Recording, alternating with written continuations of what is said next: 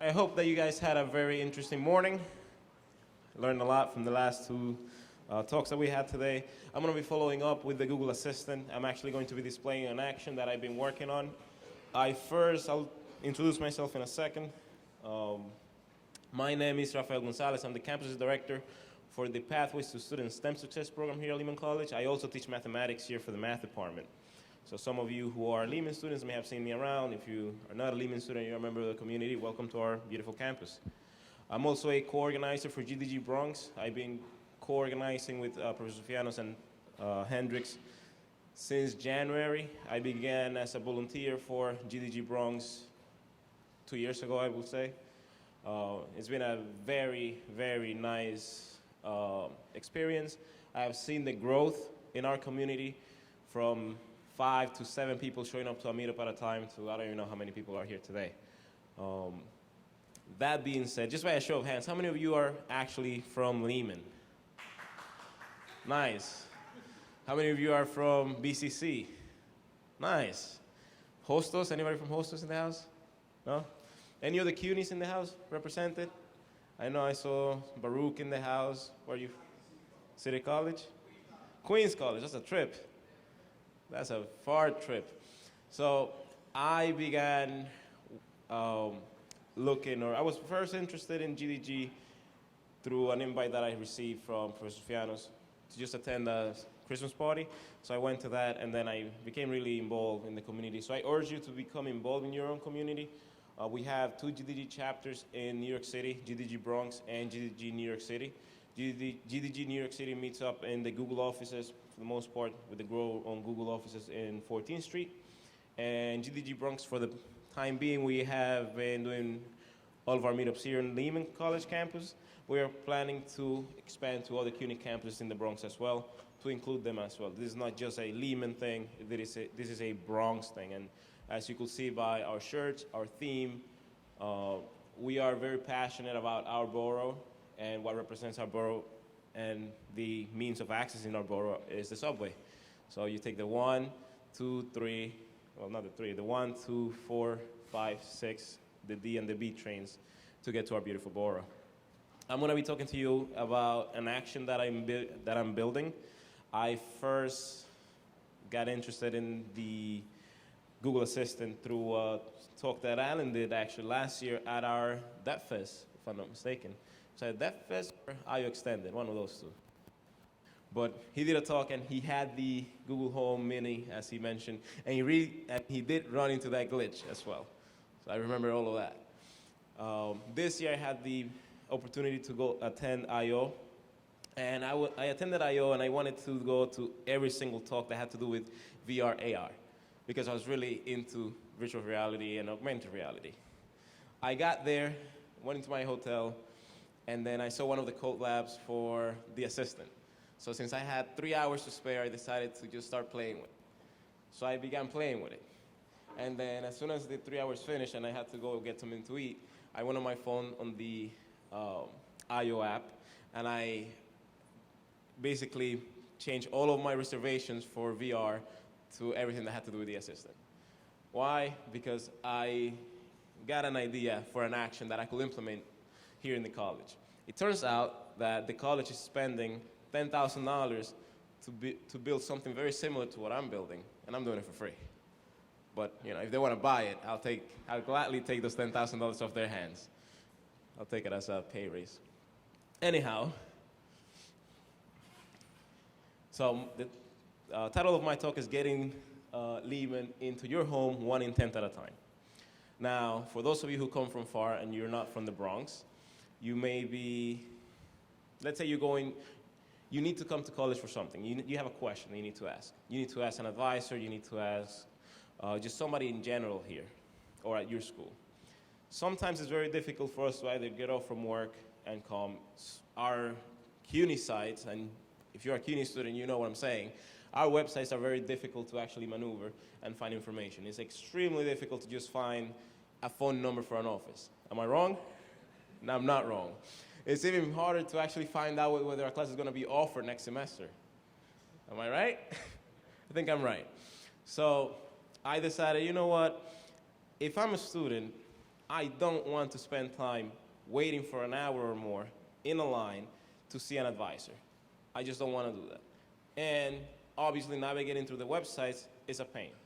So instead of waiting and waiting and waiting just to find out that I went to the wrong office, which happens very often, and then you get sent to another office, and then they send you to another office.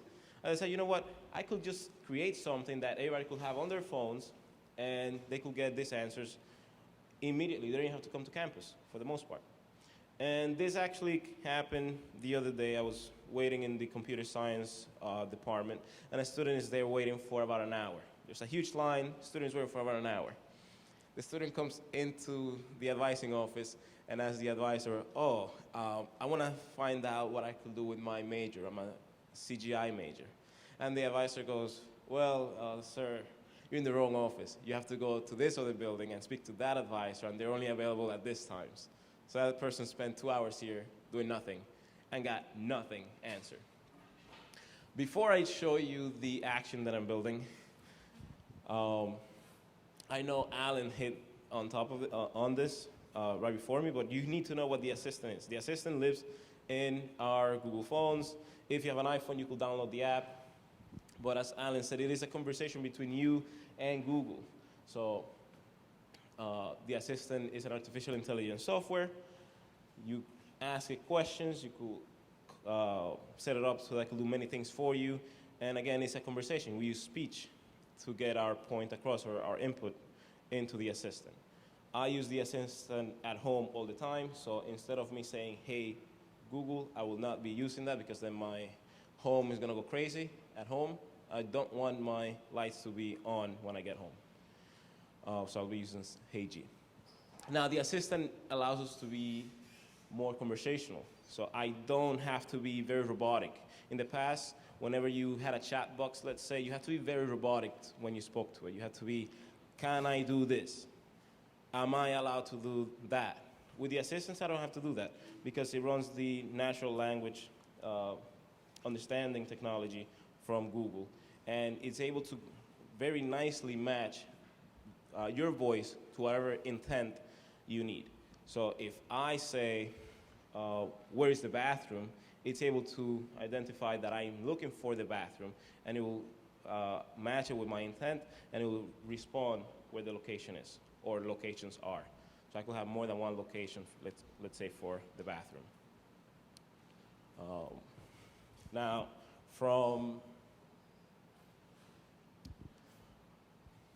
with the assistant, you could have structured data markups.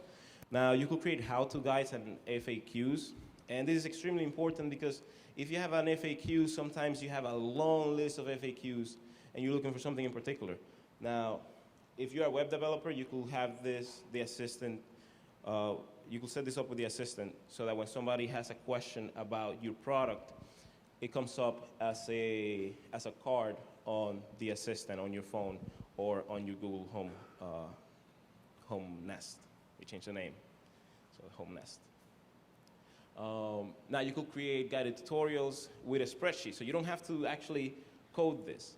You could just get a spreadsheet on Google Docs or Microsoft Excel, and you create your how-to guide using a spreadsheet. You don't have to be a programmer.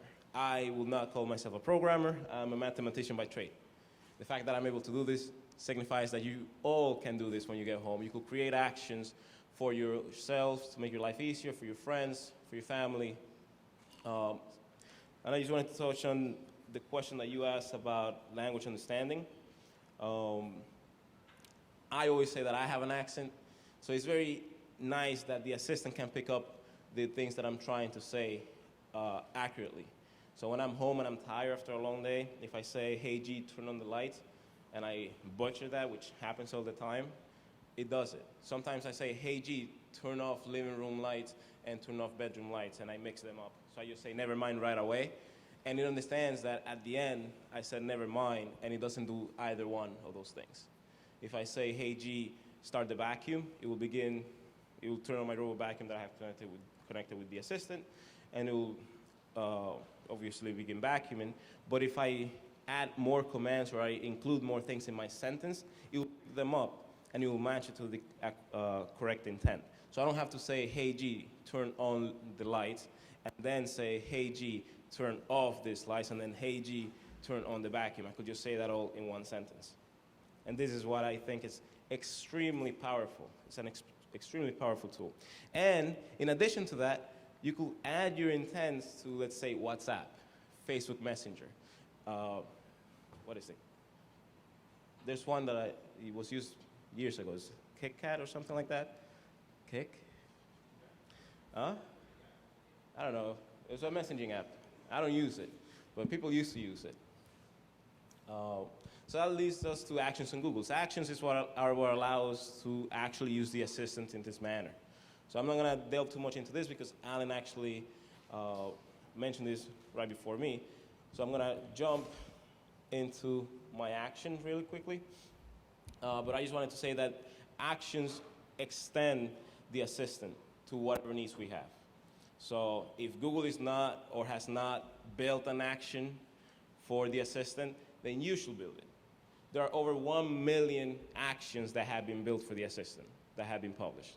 The one that I'm going to show you today is on alpha mode. So at the end, if you want to become an alpha tester for me or then a beta tester for me, please let me know because I need a lot of you to actually use it so I could train my model. So if you didn't know, and if I didn't mention, the assistant works with machine learning. So I have to train this model so that it will accurately predict what the user actually intends to do.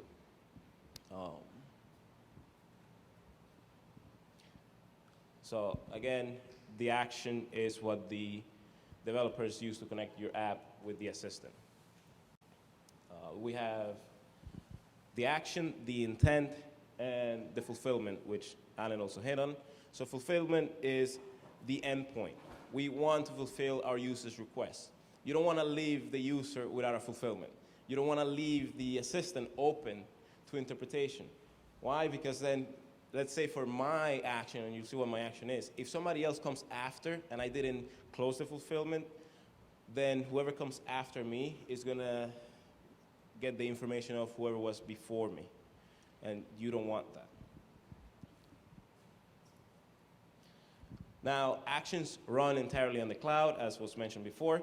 Google is working on making actions run locally on the home devices without internet access. And this is extremely useful because if, again, I have a kiosk that I'm building with my Google Home, I may not have internet, I may lose internet. And if I cannot get somebody to fix the internet right away, I still want my action to work and work accurately.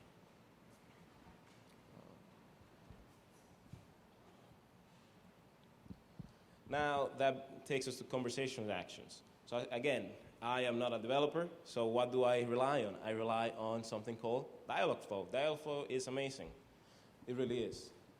So that Dialogflow allows me to actually create these conversational actions, to use the devices that I have available to myself, whether it's the Home Hub Nest with the touchscreen, whether it's my phone, whether it's my Google Home Mini or just the Google Home. I can use these conversational actions to engage my users. Now you have full control over the dialogue, so you could create many different branches of what a user might say, and you could create, based on those questions, you could create responses, and you could create them however way you want. And that's what takes us to Dialogflow. You have intent matching and entity extraction. I'm going to show you what an entity is, but I just want you to think about the following. If I go to the supermarket and I want to buy fruits, I have many different types of fruits that I can buy. So I could buy apples, I could buy oranges, I could buy tomatoes. I believe those are fruits. I also believe that avocado is a fruit, so I could buy all of those types of fruits. And it's not a fruit? Oh. I don't eat avocado, so I wouldn't know. So I could have this one entity that takes in many different items so that I don't have to create all of them. And the assistant understands what entity I'm looking for once it matches with the intent. So for example, if I'm a user, I come in and say, I would like to get permission for calculus 2 in the fall. When you say, hey G, talk to my action, the speech gets sent to the natural language processing using machine learning, and then that's how Dialogflow kicks in. So Dialogflow kicks in, and it goes to the cloud, and then it gives you back, using the assistant, your response. This is what I just mentioned before, that traditionally this will take place from the Google Home, but that is hopefully changing soon. I believe within the next year we should have the assistant running locally. Now I'll introduce you to my action. So if you know who you're laughing. If you know who the advisor is for the computer science and math department, her name is Tanya, so I named the action Miss Tanya. And the word Miss Tanya is very important because it turns out that Google does not allow you to name actions with just one word. You have to use at least two. So I decided to just use Miss.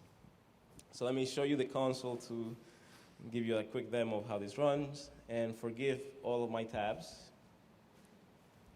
So when you go to Dialogflow, this is what you will see. This is how the console looks. And of course, the servers are available. So this is where I create my intent. So if I wanted to create an intent, let's say for a class. Yeah, let's reload the side.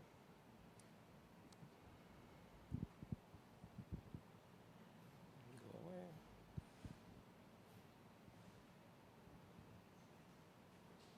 All right. So let's give my intent a name. Let's say I name this 326. And I'm doing 326 because that's a computer science class that's programming 2 here at Lehman. So for now, I'm going to leave the context blank and the event blank, but I want to add the training phrases for my intent. So put this down. One way that a user may come in and ask for this class is by saying this. I would like to get permission for programming methods 2. Press enter. Now, if you see here, the programming methods 2 part is highlighted, and this is matched with my entity. My entity here is named CMP classes, so that is my pool of classes that I've already defined for the assistant. So whenever a user says something, it goes to the intent, it will go to this intent, then the assistant will pick that as the entity, it will match it, and then it will give the appropriate response. The user may also say this the following way. The user may say, I need to enroll, let's say, in CMP 326. And once again, it matches with my entity. Now, a user may not be as direct, so a user may come in and say, let's say, can I get into programming 2? And even when I say just like that, can I get into programming 2, it still matches with my entity. Now, I could now create a response for the user. So what do you need if you're a Lehman student and you're a computer science student? What do you need to take before you could take programming methods 2? Programming methods 1. So an appropriate response will be to enroll in programming methods 2. You will need to have taken, let's say, programming 1, and you will need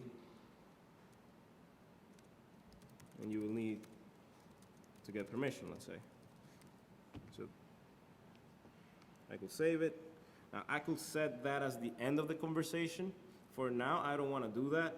The reason why I don't want to do that is because that particular user may want to ask something else.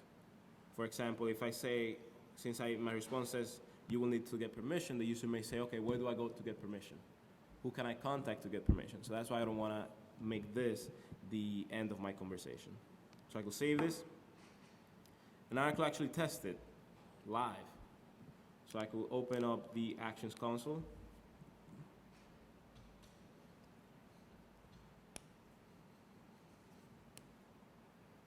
Do I have sound here? I don't know if I have sound. Or I could say this. Sure, here's the test version of Miss Tanya. Hi, how can I help you? So let's say, I'm not angry. I need some advice. Or I need to take programming 2.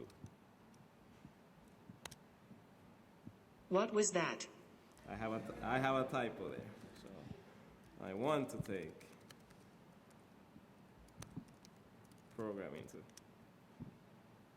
To enroll in Programming Methods 1, you will need to get permission from the advisor. So that is what we call wrong, right? So let's see what I did. I just spelled it wrong. It actually matched it correctly. 2. All right, so if I fix this, let me save it. And I do this again. Okay, here's the test version of Miss Tanya. So let's see. Welcome to the Mathematics and Computer Science Advising Office. How can we help you today? Let's say if I say, how can I get permission for CMP 326? To enroll in Programming Methods 2, you will need to have taken Programming 2 and you will need to get permission. Now, notice that that was not something that I wrote there. If you could see, I didn't write exactly how can I get permission for Programming Methods 2. So what it did is, the model, I already have the word permissions there. I have Programming Methods 2. So it understands what I'm trying to say, what I'm trying to obtain. So I don't have to write every single scenario of what a user might say. Because once I've trained the model with many different iterations, the model will become very accurate. Now I could also go here for training. And when I go here in the training model, I could see live what I've done. So this is what I just did now. As you can see, it matched with Math 237. That is what we call wrong. Yes, that is what we call wrong. So I could actually fix this and say, okay, this is 326. This is 167. That's also wrong. So I could actually match it with the intent. It will add this to the intent, and I could approve it. And next time that I run this, if I make that same mistake, it will understand that I actually want 326. And this is the part where I need your help if you want to become a tester for this. Now I could do this for many, many times. I mean, as somebody could see here, I have something that is completely irrelevant to my action, but it still matched it correctly. My default fallback intent, what that means is when the assistant cannot match with one of the intents, there's a default fallback. That will be, hey, I didn't understand that, or can you repeat that, or blah, blah, blah, blah, blah. You could have more than one. You could have a fallback intent within your intents, so that if you want to ask a follow-up question, you could do that as well. If you want to obtain more information from the user, you could do that as well. Bus visor is actually another action that you could all use if you live in New York City. So I'm doing a shameless plug right now. Now this is kind of new. It's just got released recently. It's validation. Now this actually helps you find errors. Like for example, I have an issue with this entity. That is an issue that I will say it's on purpose, because this is a college issue, not an intent issue. In the college, we have these two numbers for the same class. So CMP 168 and 326 both stands for Programming Methods 2. So once the college fixes that, then I could fix that. That's all. Now here's the part that I was talking to you about entities. So I have my classes in general. This has all of my math classes here that I've defined. These are not even all of the math classes offered. And then I also have the ones for computer science. So if a user says, I need to take CMP 232, it will match with my entity 232, and so on. So I've included ways in which students might say something, including independent studies, which is another type of class that a student might want. Obviously, this is not finished, so I have to add many, many more things to this. We also have pre-built agents. I'm not gonna get too much into that, but they help you. They help you when it comes when users say something that may not be directly matching to an entity, such as thank you. If a user says thank you, you wanna reply with something like you're welcome, or I got you, or no problem, bro. So this helps you with that as well.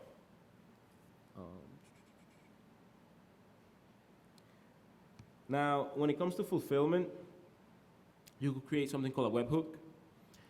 I have mine disabled because I need somebody who knows more JavaScript than I do. So if you know more JavaScript than I do, please help me out. And last time that I presented this, the cloud services were down, so hopefully they work today. They do. So you also have an inline editor that you could use. You could actually use this within the intent as well. You could create fulfillments or code fulfillments for each of the intents that I have created, independently of one another. So let me turn that off. And finally, as was mentioned before, this is all running in the cloud. And I have my cloud console up somewhere here.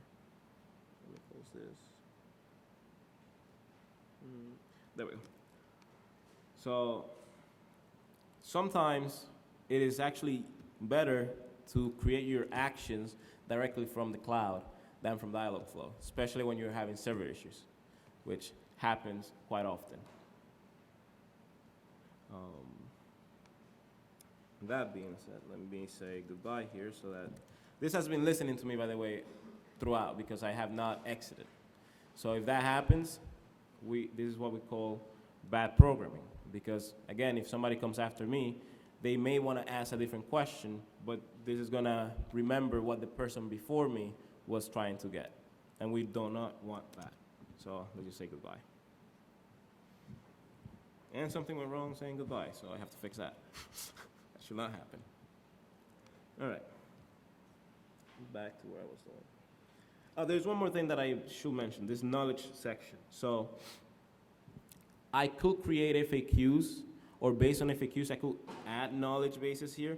And if the user intent is not matched with any of my intents that I have created, then it will run through through this database that I've uploaded. And again, using machine learning, it will give you a response that's appropriate for whatever you are trying to get. All right? All right. Like I said before, this is on alpha. I released the 3rd version of it earlier this week. Once I keep introducing or expanding on it, I'll release it as a beta version and hopefully as a full release. You could always go on the actions console and try something new. And you could have more than one action match. So I don't have to have just this one entity. So I have multiple ones that I've been working with as well. You are limited, however, with a free account. This is an FYI. We could talk more about this during the code labs. I could help you go through one of them so you could build your first action today. Do you guys have any questions for me whatsoever about how to create an action, what the process is, anything at all? No? Yes.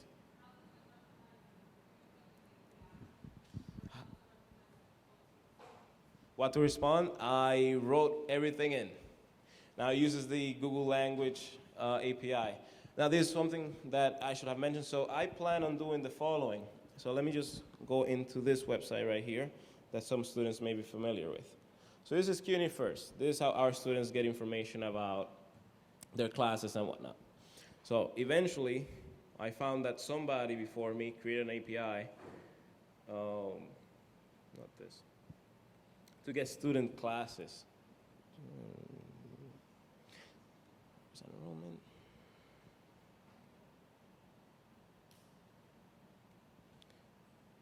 So this is a tedious process to just find a class.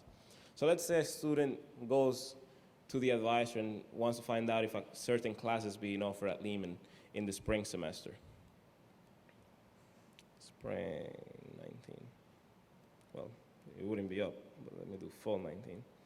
So if I'm a student here and I wanted to find out whether data structures is being offered, I will have to do this whole process, then click on search, and hopefully I did it correctly, and then the classes will pop up. So one of my goals is to actually implement this search within this system, so I could extract that information and provide that answer to the students or the persons who are trying to get this information. And I could actually, once Google allows me to display this on the home hub nest, actually display this information on the nest on a screen. So I could create different kiosks and put them in different places on campus or elsewhere to answer student questions. Okay? Hopefully that answers your question. Any other questions? No? You got this pin though for you. You're welcome. Anything else? Yes, Scott. Huh? So if I wanted to do my action in Spanish, I could go to the console and I could go on settings, and then I could come on languages. And I have English as my default language, but I could add additional languages here. So we have a long list of languages. So if I wanted to add Spanish, I'll be surprised if it's not there. I don't see it. Oh, there it is. So I could add Spanish to it, as simple as that. So, then you could add from Latin America or European. There is a difference in the way that we speak and whatnot. I could do the same thing for English, which is something that Alan was talking about earlier. So I don't have to actually program any of this because Dialogflow takes care of it. I do have to, of course, clean it up in the background. Any other questions? Yes, sir.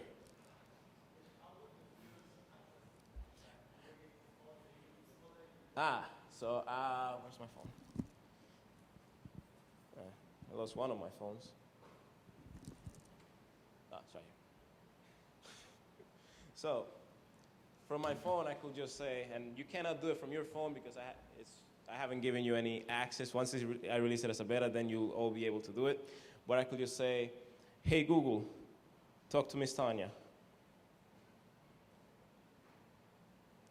Let me do that again. I have the volume down. So, hey, Google, talk to Miss Tanya.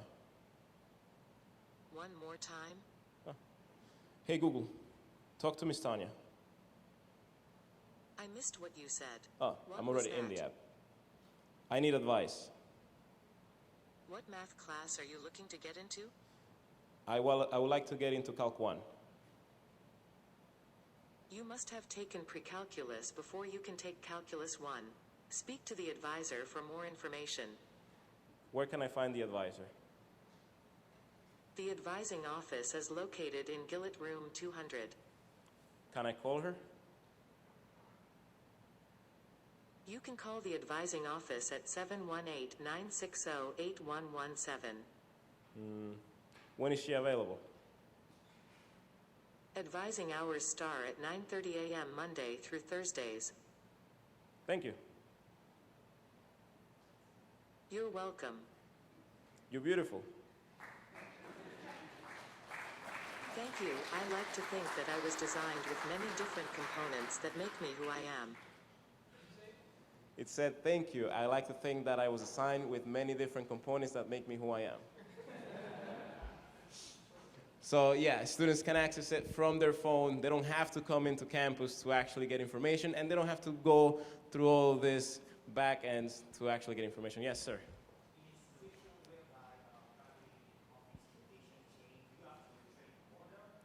So if the office location changes, and then it's the way that I created my entity makes it easy for me to actually change in the background. However, I don't have to do it that way. There are other ways for me to actually make it more efficient and more optimized. Larry, you had a question?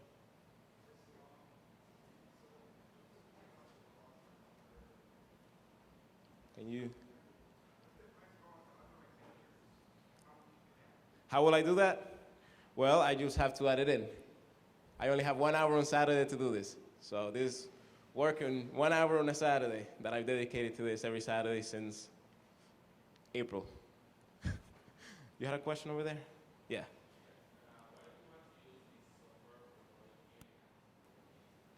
If you want to use what? Other CUNY campuses, you could do that as well. So my end goal with this action is to actually make it throughout CUNY. So I could make this so that it is one action and it could work for every single CUNY campus or SUNY campus in New York City. It just takes a little bit more work and dedication, but it is very doable, especially once I add that piece about CUNY First, because once I add that piece about CUNY First, then I could program my assistant to go into CUNY First by just me saying, hey, G, is Calculus 1 being offered at Baruch College next fall? And it will go into CUNY First, it will run this query for me, and it will return that answer to me without me having to log in and navigate through the CUNY site. Okay? Any other questions? Yes.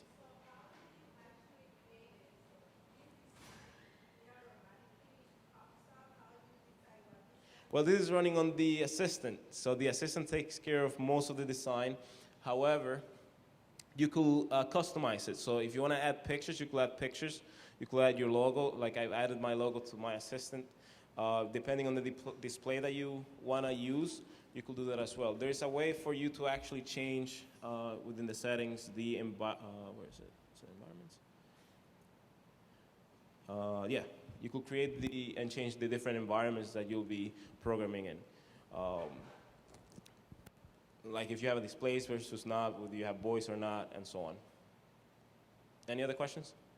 And by the way, after lunch, we're going to have code lab. So if you want to create your first action, we'll have some rooms upstairs so you could actually go and create something and get some hands-on experience with this. Any other questions? Thank you.